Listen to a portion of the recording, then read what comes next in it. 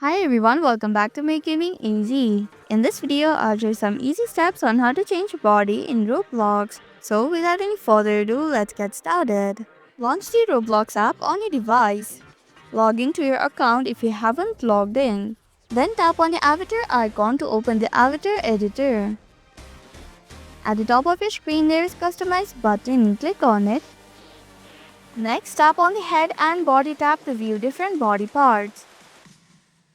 Select the body parts like head, torso, arms, legs that you want to change. Choose the one that you want.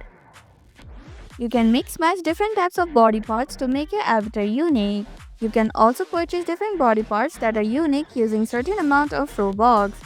Just scroll down and select the one that you want to buy. Next, tap on the amount of Robux it costs. And that's how you can change body in Roblox.